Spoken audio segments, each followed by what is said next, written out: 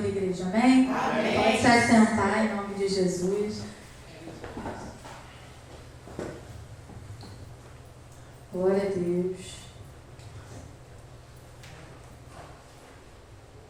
Pastora Cláudia, mais um ano, né? Para a glória do Senhor. Aleluia. Porque, gente, quando a gente chega nos 30 anos, é o princípio das dores. No 40, já é a grande tribulação. A pastora já está esperando já a vinda já. Não, brincando. Misericórdia. Mas é uma luta, eu já estou quase entrando na grande tribulação aqui também. Estou esperando quem não. O princípio das dores eu já estou sentindo todas. Glória a Deus. Meus irmãos, na última ministração que eu trouxe aqui, eu falei sobre o que é o Evangelho. Eu não, o Espírito Santo também através da minha vida. O que é o Evangelho? O Evangelho é a boa notícia. Que boa notícia? Que Jesus morreu para nos trazer de volta ao propósito de Deus. Qual é o propósito? Viver eternamente com Deus. E qual é esse propósito? Amar a Deus acima de todas as coisas. Eu, pedindo uma orientação ao Espírito Santo, e o Espírito Santo ministrou comigo sobre o que é igreja. Ah, Suzana, mas, poxa, já tenho 30 anos de crente, por glória a Deus. Mas às vezes a gente não entende o que é igreja. Então, de antemão, eu não vou pedir perdão aos irmãos pela ministração, porque quem está falando através do meu Espírito Santo. Aleluia. Mas o que vai ser falado aqui não é para ninguém sair da mesa. Amém. Aleluia. Não é para ninguém levantar da mesa. Louvado seja. Mas é para que a gente venha amadurecer em Cristo Jesus e dar continuidade à obra que Ele nos confiou. Amém. Porque o Senhor, Ele não precisa de nós, mas Ele nos desejou. Então fala, eu fui desejado. Sim, você foi desejado. Você não é uma obra do acaso. O Giovanni, outro dia, estava lendo uma reportagem que eu achei muito interessante. A reportagem dizia que os cientistas agora entenderam, acharam lá dentro da ciência que o embrião, quem escolhe o embrião é o ovário. Não é o embrião que entra. E aí me remeteu o Senhor falando com Jeremias assim. Por quê? Porque vários espermatozoides ficam ali no ovário. Só que o ovário só abre a porta para quem ele quer.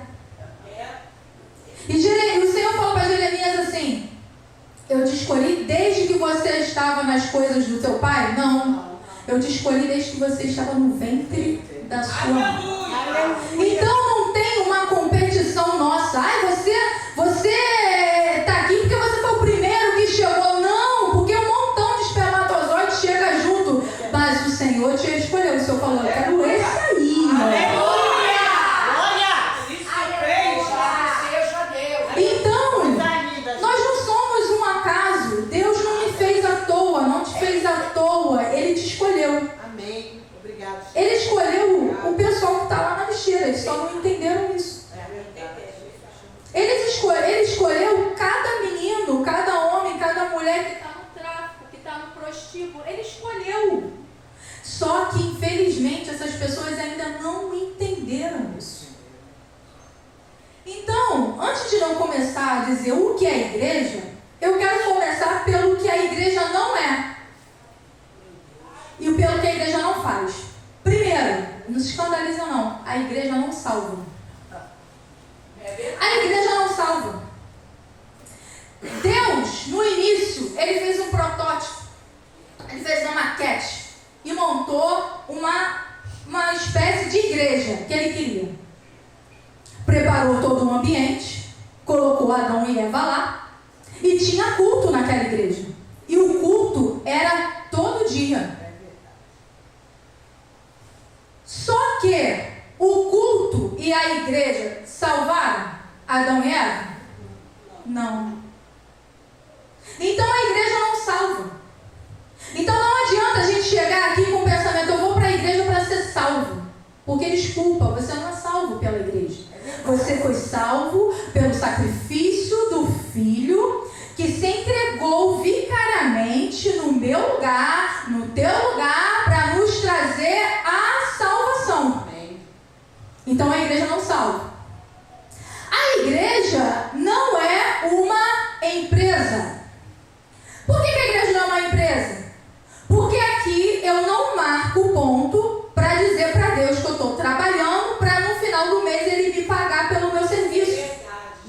Deus. Então a igreja não é empresa.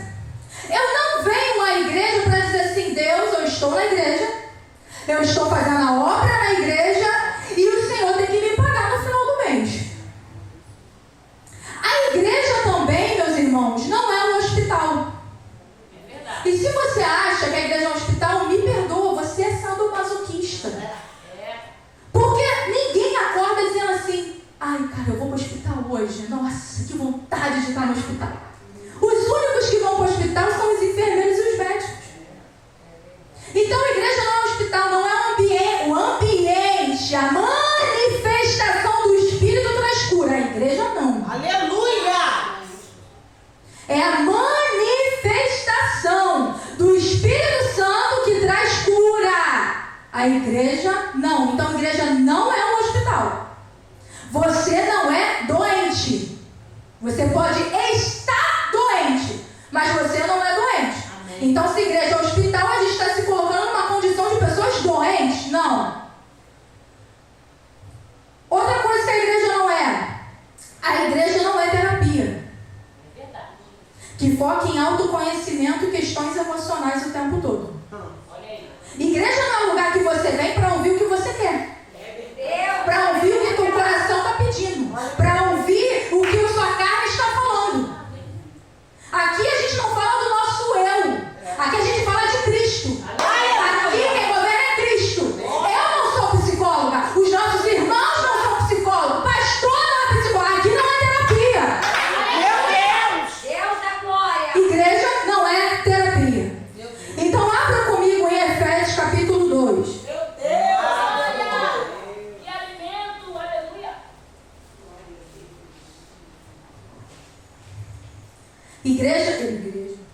Efésios capítulo 2, nós vamos ler do 14 ao 22, amém?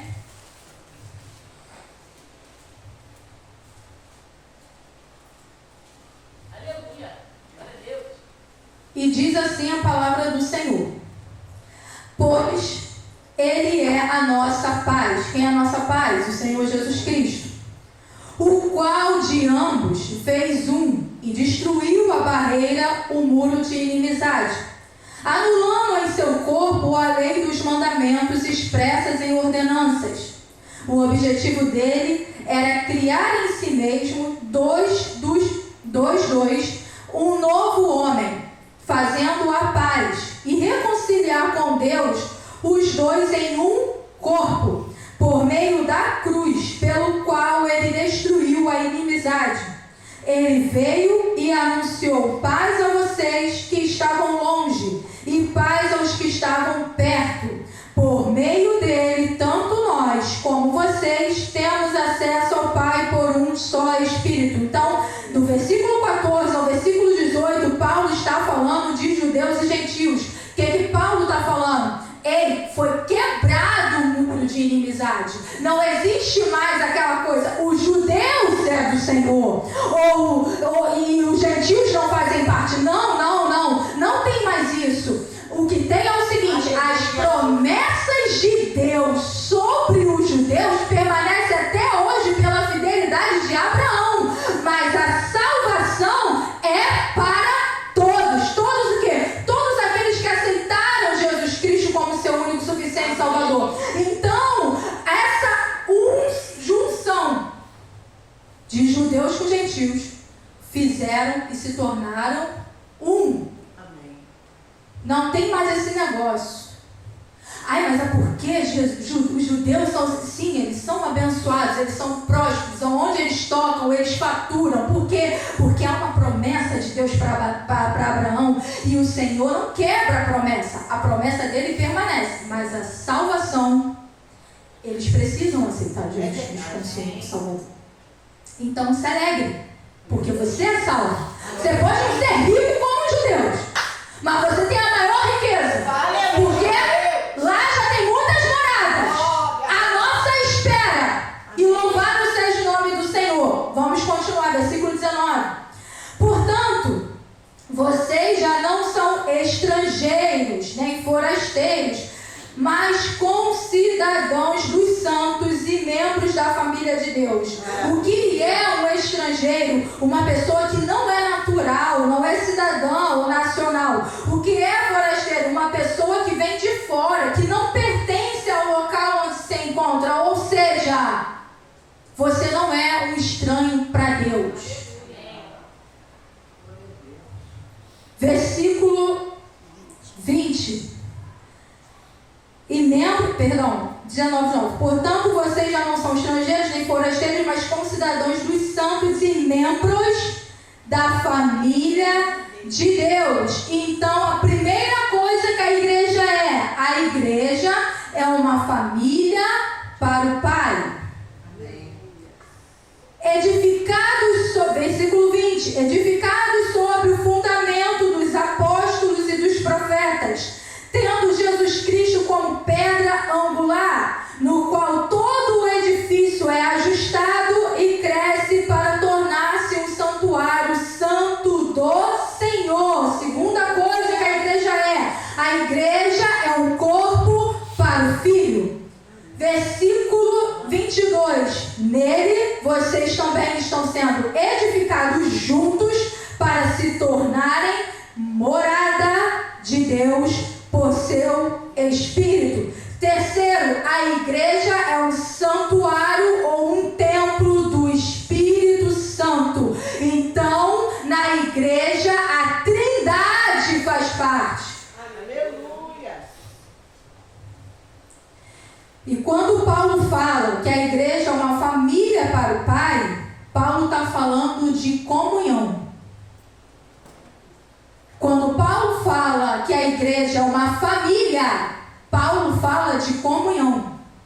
Quando Paulo fala que a igreja é um corpo para o Filho, Paulo está falando que a igreja tem uma missão. Quando Paulo está falando que a igreja é um templo do Espírito, Paulo está falando que a igreja tem uma devoção. Portanto, a igreja é um lugar onde há comunhão profunda. A igreja é um lugar onde há missão dada por Deus para nós. E a igreja é um lugar onde há adoração e devoção a Deus. Vamos começar. Primeiro, uma família para o Pai. Hoje em dia, meus irmãos, nós estamos muito focados em criticar os líderes e os pastores. Mas o que os líderes e os pastores estão fazendo hoje tem muito a ver com responder ao anseio do coração de uma geração. E por causa disso, sempre vai haver erro. Por que vai haver erro? Porque o objetivo dos líderes e dos pastores não é responder o anseio do coração do povo. É responder o anseio do coração de Deus. Não é ouvir das pessoas o que elas querem e dar a elas exatamente o que elas querem. Porque a palavra do Senhor diz que o nosso coração é corrupto e o nosso coração é enganoso. Portanto, a igreja segue a vontade de Deus, ela faz a vontade de Deus, ela escuta a voz de Deus e não dá ouvidos ao homem. E quando eu falo igreja, eu não estou falando ministério gerando adoradores, eu estou falando a igreja. E o que acontece hoje? As pessoas falam assim, não, tem que ser assim. E nós vamos ver alguns líderes querendo se moldar para atrair essas pessoas cada vez mais e deixando Deus de lado. Quando Deus falou, não tem que ser assim, tem que ser do meu jeito. Aleluia, Jesus. Portanto, a igreja segue a vontade de Deus, não as nossas vontades. Talvez seja por isso que aqui fica meio vazio. Nós ouvimos a Deus e damos a Ele exatamente o que Ele quer. Isso é o certo a se fazer. Por quê? Porque o que as pessoas querem? Nós precisamos entender que nós estamos numa geração extremamente egoísta, extremamente egocêntrica. Portanto, as pessoas elas querem algo que sirvam a elas. Me serve. E com isso a igreja vai se tornando uma prestação de serviço. Por quê? Porque eu venho ao culto e eu quero ser servida e quero um serviço bem prestado. Eu quero ser atendida da maneira como eu quero. Vou dar um exemplo. Vamos supor que você vai a um lugar e você senta à mesa e vem uma pessoa e te serve uma comida. E a comida não está boa. A comida não está legal. O que você faz? O que você faria? Eu vou embora. Eu não vou pagar. Eu vou reclamar. Só que em momento algum, eu disse que você estaria num restaurante. Eu disse que você estaria em algum lugar sentado à mesa.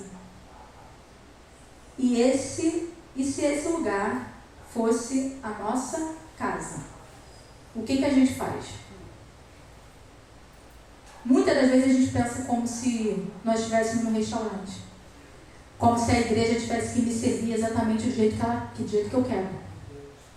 Mas se esse lugar fosse a nossa casa, o que a gente faz? Sabe o que a gente deveria fazer? Nós devemos aprender a cozinhar. E servir a nossa casa. Amém. Esse é o ponto. Se eu vou à igreja e tem alguma coisa que me desagradou, alguma coisa que não está legal ou que está ruim, o que a gente deve fazer? Muita gente fala assim, vou procurar outra. Vou meter o pé. Não está falando o que eu quero, não está fazendo o que eu quero, o ministério está fraco. O ministério está sem visão. Está sem visão o ministério. E se estamos com esse pensamento, então a igreja ainda é uma prestadora de serviço para nós. Então, não é só uma deturpação da liderança da igreja, mas é do nosso coração também. De tratar a igreja como uma empresa. Agora, quando é a minha casa, eu não vou abandonar. Quando é a minha casa, eu vou consertar. Quando é a minha casa, eu vou ajudar. Eu posso até reclamar, eu posso até dar uma murmurada de leve, mas eu vou assumir a responsabilidade. Aleluia, Jesus. De arrumar junto. Suzana, mas sabe o que é? Que a pregação não está legal. Não está não, meu irmão. Então por que você não estuda? Você não se empenha? Você não dedica a sua vida? Por que você não faz um seminário? Se você não pode pagar um seminário, tem muitos professores bons no YouTube que você pode buscar, que você pode, para você entender o que é exegese, entendeu? Para você entender o que é como se pregar, para você entender as escrituras. Então começa você a fazer ser a pregação tarefa. Mas sabe o que é, Suzana? Olha só o ministério infantil. Tá bom não? Viu o que fizeram com o meu filho? Não tá legal. É legal. Então por que você não se dedica a ficar com as crianças? Por que talvez você não faz até mesmo 4 anos de pedagogia para você ajudar no ministério infantil? Suzana, mas você viu como é que fica a portaria? Ninguém fica na portaria. A portaria sempre é a pastora, ou sempre a irmã Nayara. Sei lá, a portaria fica vazia, não tem aquele... É legal. Então por que você não se enche do Espírito Santo, coloca um sorriso no rosto, um calor no coração e chega na igreja 15 minutos antes e fica na portaria recebendo os seus irmãos com amor, com carinho, com dedicação. A gente precisa parar com infantilidade e criar maturidade.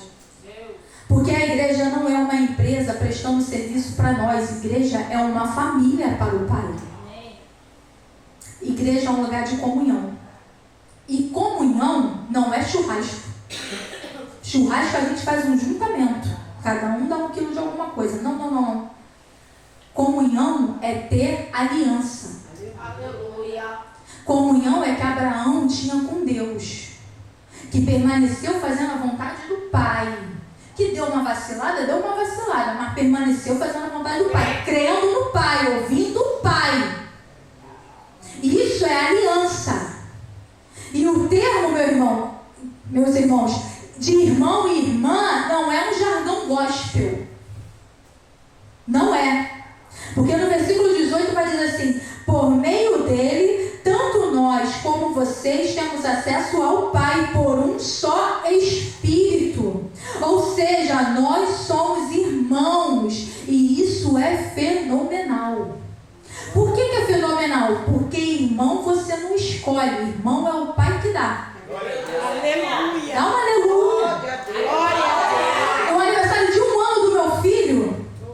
Eu tinha acabado de chegar na maternidade com um presente pra ele, eu e Giovanni. Sabe qual é o presente? O Arthur.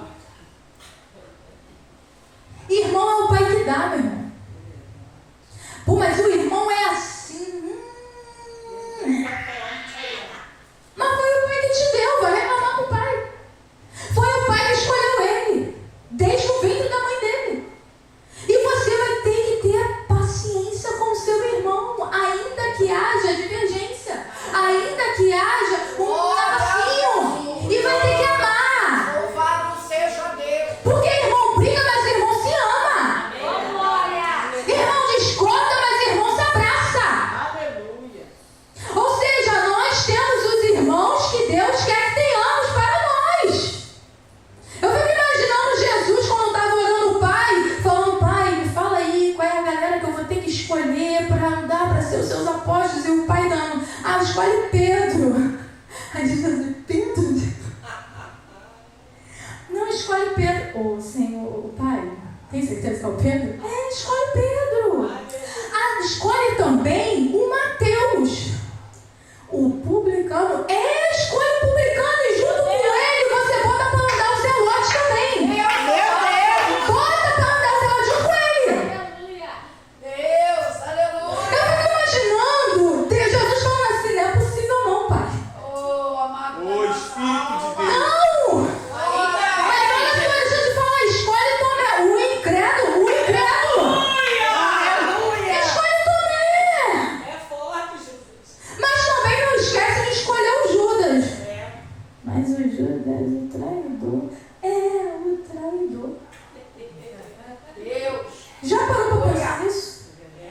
E Jesus tendo que andar com os 12?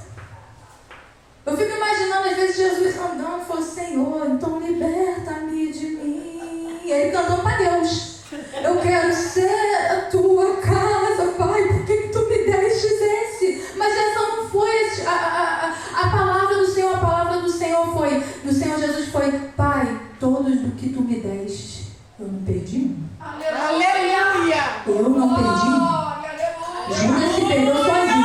Ele não. Seja Deus. Eu não perdi um. Louvado seja o teu nome. Mas Suzana, fulano não é família. Só que isso não é sobre o fulano. Na verdade, somos nós que temos que fazer a pergunta: eu sou família para o fulano? Quando o fulano está precisando de um irmão, eu sou irmã do fulano? Quando o meu irmão está precisando de uma palavra, eu dou uma palavra para o fulano? Eu dou um abraço para o fulano? Eu sou família para o meu irmão? Louvado seja o teu nome. Gente, na família tem de tudo. E não queira que a família de Deus venha ser perfeita, não. Nós somos seres humanos que batemos cabeça às vezes. Deus. Que entra em discórdia. Quantas vezes aqui na escola bíblica nós, olha, não concordo com isso não, não concordo com isso não. Tá bom, não concorda, vamos para a Bíblia então, a Bíblia esclarece. Mas não vai sair ninguém da mesa. Glória, aleluia. Vai ficar todo mundo sentadinho. Deus. Aleluia. Jesus fez questão de convidar Judas para a ceia e fez questão de lavar o pé dele. E é o traidor. E fez questão de lavar o pé de Pedro, falando para Pedro: tu vai me negar 3 vezes, miserável. Tu vai me negar. E ele estava lá. Ele perdeu um. E sabe o que acontece? Que essa palavra foi muito confrontante para o meu coração. É que a gente está perdendo irmão. Por causa do nosso orgulho. Por causa da nossa soberba. Deus amado. Por causa do nosso egoísmo. Sabe o que eu acho maneiro? É que Deus quis fazer uma pizza grandona. O homem veio e fez a francesa. Cortou a francesa. Era só uma pizza. Não mandou dividir. E a gente está perdendo irmão. Segunda coisa. A igreja é um corpo para o filho. E quando fala que é um corpo filho, está falando de missão da igreja. E o corpo vai falar sobre sermos membros. Então, quando alguém pergunta assim, onde que você é membro? Essa pessoa, na verdade, ela está perguntando onde que você exerce uma função. Aí, às gente entra então, meus irmãos, em outro problema. Qual é o problema? O consumismo. Por quê? Porque as pessoas vêm para a igreja para consumir, ao invés de entregar. Porque se nós pararmos para pensar e meditar no Antigo Testamento, o que as pessoas iam fazer num culto? As pessoas iam entregar. Entregar uma oferta, entregar um animal, entregar um sacrifício. Se a gente perguntar para o pessoal do Antigo Testamento que nós fomos assistir um culto, ninguém vai entender. Eu vou assim, quê? Me explica aí como é que assiste o culto. Como é que você assiste um culto? Então, se nós somos membros, nós temos uma função. Nós não podemos apenas consumir o corpo de Cristo. Nós não podemos apenas consumir da vitamina para o nosso bel prazer. Gente, o corpo funciona. Agora, eu dei esse exemplo na escola bíblica uma vez. Vamos supor que eu tenho esse braço aqui paralisado. Se eu falar para você que é melhor eu amputar esse braço, tu acredita? É melhor amputar. Sabe por quê? Esteticamente, eu tenho 2 braços. Esteticamente está bonito. Só que fisicamente esse braço está me causando problema. Por quê? Porque esse braço é um peso morto. Por ele não se movimentar, ele rouba dos outros membros a vitamina que devia estar circulando pelo resto do corpo. Então isso aqui se torna um peso morto. Deus amado. E aí a gente fica consumindo do outro. E Deus está falando, e você não vai fazer nada. Aleluia, meu aleluia. Caramba. Glória a Jesus. A pergunta é, até quando o corpo vai ter que te carregar? Até quando o corpo vai ter que te segurar e você não vai fazer nada? Senhor da glória, aleluia. Essa não é uma palavra para a gente levantar da mesa não, amém? Amém. Essa é uma palavra para a gente passar a ter responsabilidade com a comunidade. Porque você não entrou aqui obrigado, você escolheu. Aleluia. Foi uma escolha. Não são só as pastoras que estão edificando a igreja, somos nós em Cristo. Ou seja, a responsabilidade é de cada um de nós. Louvado seja Deus. Ai, Sônia, mas sabe o que é? Eu não tenho função. Irmão, evangeliza e traz para a igreja. Ai, mas irmã, eu não sei evangelizar, não sabe não? Sabe aquele teu irmão que está morrendo espiritualmente? Chama ele para tomar um café, mas não é para você ficar falando da vida dos outros não. Não é para fazer fofoca não. Chama ele para tomar um café e evangeliza ele. Nós precisamos assumir responsabilidade, não jogarmos tudo para a liderança. E sabe qual é a nossa maior desculpa? Eu não consigo. Eu não fui chamada para isso. Ai, não dá para mim. Não dá. Meu irmão, deixa eu te falar, a igreja é um corpo edificada pelo Senhor. Aleluia. Portanto, se nós somos corpos juntos, separados nós somos membros. Porque vamos parar com esse negócio de dizer eu sou igreja. Se tu é igreja, tu surtou. Sozinho tu surtou. E igreja quando tá isso aqui, ó. A comunidade está junta, se tornou igreja. Fora da igreja, quando estamos separados, nós somos membros. E todo membro tem uma função. Glória a Jesus. Ou seja, ninguém está aqui à toa. Todos nós temos o que fazer. Se perguntar o que precisa fazer, vai ter uma lista gigantesca. O que a gente está fazendo para o Pai? Que tipo de família nós estamos sendo para o Pai? Que tipo de corpo, de membro nós estamos sendo para Cristo? Terceiro, a igreja é um santuário, um templo para o Espírito. E isso se fala de devoção da igreja. E é interessante porque a primeira parte que fala de comunhão e aliança, existem outros grupos que têm comunhão e aliança. Por exemplo, uma torcida organizada, ela tem comunhão e aliança. Se você for reparar, os caras da torcida organizada se chamam de irmãos. Se chamam de brother. Se pararmos para analisar também, missão, por exemplo, outros um time de futebol tem uma missão. Outras religiões também têm uma missão. Agora, essa terceira parte da identidade da igreja, essa é responsabilidade só nossa. Porque Paulo diz que nós somos templos do Espírito. Que quer dizer que quando nós estamos juntos, há uma manifestação. Quando estamos juntos, há uma manifestação da presença de Deus entre nós. E nós somos um santuário, nós somos um templo do Espírito. Louvado seja Deus. Agora abra comigo lá em 1 Coríntios, Louvado seja capítulo 3, versículo 16 e 17.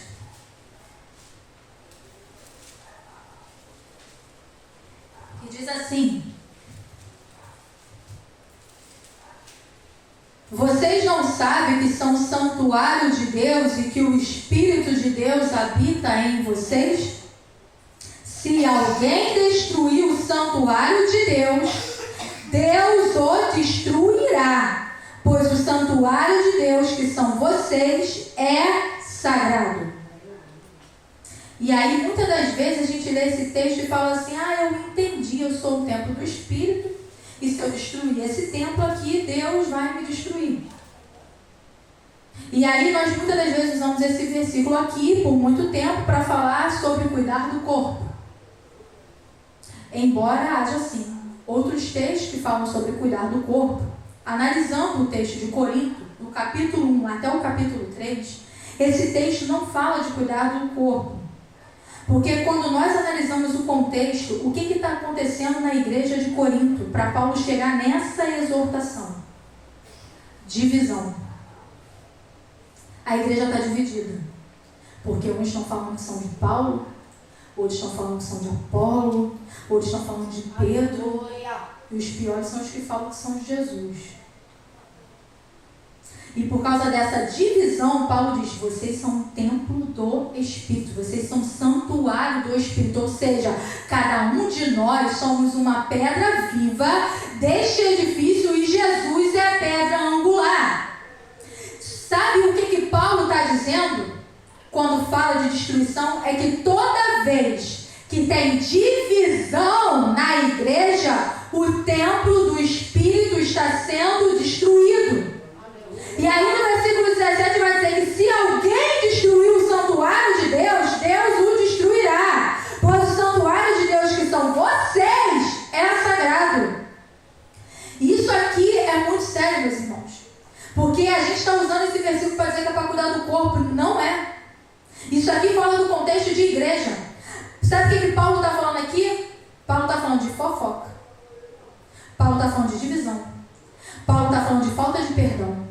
Paulo está falando de calúnia. Paulo está falando de negligência quando nós não apaziguamos irmãos. De negligência quando nós fazemos a fofoca e destruímos o corpo. Nós somos o templo do Espírito. Ou seja, você é uma pedra viva. Eu sou uma pedra viva. E nós fomos chamados para viver em comunhão profunda entre nós e com aliança entre nós. Faça a sua parte. Faça a sua parte, porque um dia todos nós estaremos diante de Deus. E aí, meu irmão, não vai haver desculpa do tipo: mas poxa, a pastora. Mas sabe o que é? Foi o pastor. Mas sabe o que é? Foi o nosso líder. Mas foi aquele irmão. E aí é que tá. É que Deus não vai perguntar o que eles fizeram ou deixaram de fazer. Ele vai perguntar: e o que você fez? Amém. Qual será a nossa resposta diante do trono do Senhor? Será que a gente pode dizer assim, igual Paulo: eu combati o bom combate? Será que a gente pode dizer assim: olha, embora muitos não tenham sido família, eu fui família, Senhor, para cada um deles. Eu pacifiquei, Senhor, os meus irmãos. Eu amei os meus irmãos. Eu cuidei dos meus irmãos. Eu me importei com a necessidade dos meus irmãos. Ou será que nós vamos acusar uns aos outros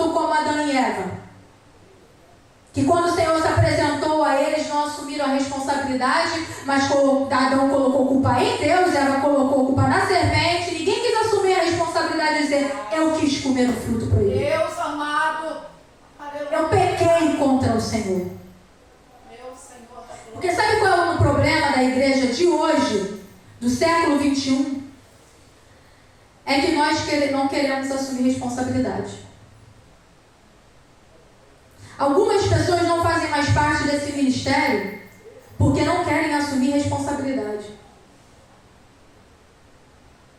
E estamos vivendo como se um dia nós não fôssemos cobrados de Deus pela nossa falta de responsabilidade.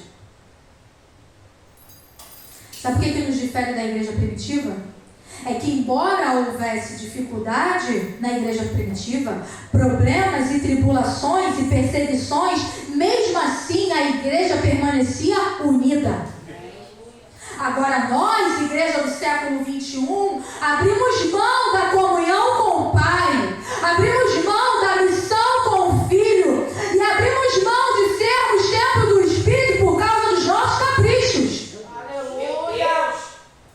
Não está fazendo como eu quero, não está servindo como eu quero. Deus. Aleluia.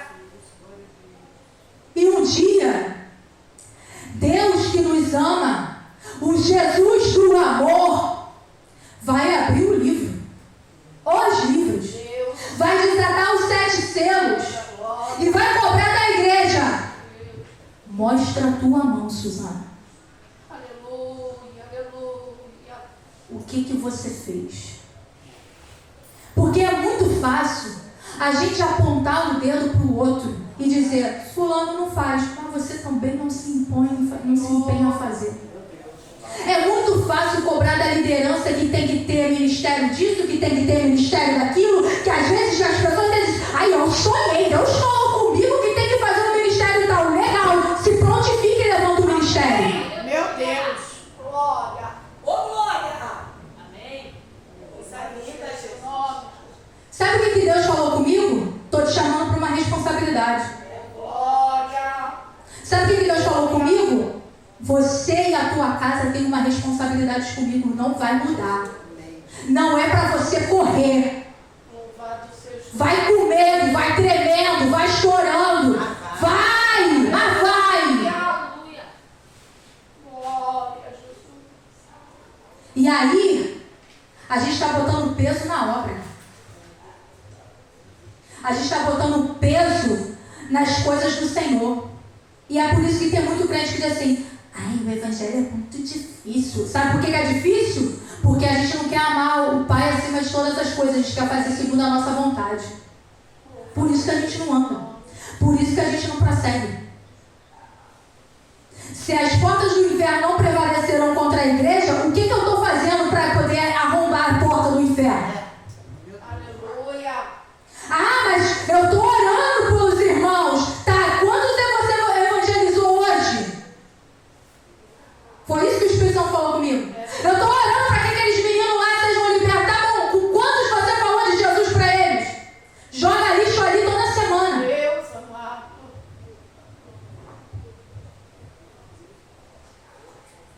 Ah, mas a minha família, Senhor, fulano não está liberto, se não está liberto, seja família para eles. Aleluia. Abraça eles. Ah, mas eu não vou muito com a cara do fulano. Não é para você ir com a cara, é para você amar. Deus não falou para a gente ir com a cara de ninguém. Deus falou, ame o teu próximo como a ti mesmo. Louvado seja Deus. Se você quer ser amado, você tem que amar. É mandamento. Não é uma opção, é mandamento. Aleluia. Mas fulano é muito difícil. Ah, você acha que você foi fácil. Princesa, linda, de papai.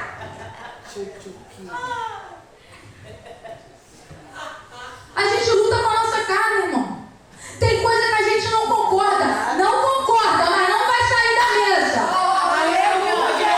Retém o que é bom, não concorda não. Também acho que tal coisa também não deveria acontecer não, mas retém o que é bom que vem na mesa. Aleluia. Porque Deus vai dar conta de cada um de nós individualmente. Porque eles são daqui, ó.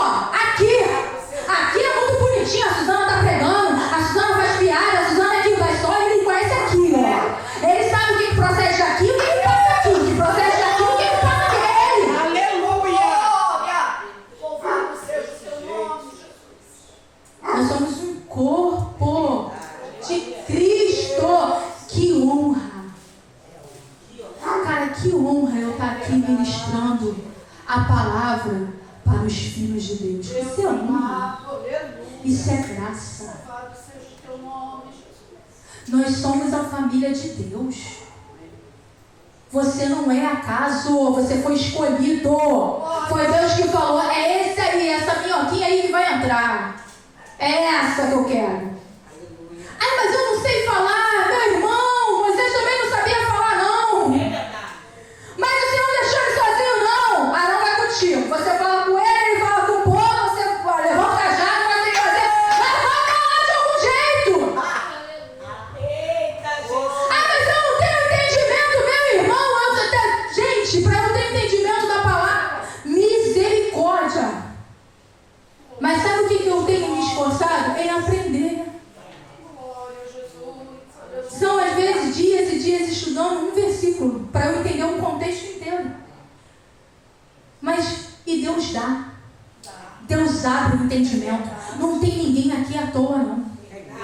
Meu apelido era Magda, que eu só falava pérola igual a Magda lá do Sai de Baixo.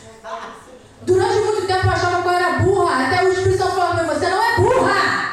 Você é preguiçosa, é diferente. Vai estudar. Vai se dedicar. Que abre o teu entendimento. Aleluia. Mas tudo primeiro começa de um passo. Moisés está clamando para mim porque eu mando o povo marchar. Eu já não falei que eu estou contigo. Marcha, marcha, marcha, marcha. Que eu vou abrir a água. Maravilha. O impossível eu faço. O possível é responsabilidade sua. É responsabilidade nossa ser uma família para o nosso irmão. É responsabilidade nossa operar dentro da igreja, fazer alguma coisa. Glória a Deus. Porque nós estamos muito acomodados. Aleluia. E Deus não tem problema nenhum de levantar um daqueles meninos ali e amanhã o irmão está aqui pregando. É verdade. E pregando cheio do Espírito Santo. Aleluia. Porque não é sobre saber muito, é sobre viver. Aleluia. Eu acho lindo que eu tenho um negócio que eu vejo, que é os irmãozinhos lá no sertão. As irmãzinhas que falam tudo errado. Que tem um monte de problema na língua, que não fala, que fala as coisas. Mas é tão cheio do Espírito Santo. Mas é tão cheio do Espírito Santo. Mas é tão cheio do Espírito Santo que me constrange. E aqui a gente quer falar eloquente. Para mostrar que a gente sabe alguma coisa. Deus amado. Sabe nada. É, sabemos nada. Se não for o Espírito Santo, não abre nem a Bíblia. Se não for o Espírito Santo, eu vou subir para falar da Suzana. E a Suzana não tem nada para te acrescentar. Aleluia. O que a Suzana pode fazer na tua vida? Nada. Senhor da glória. Aleluia. Somos uma família, amém? Amém. Se coloca de pé.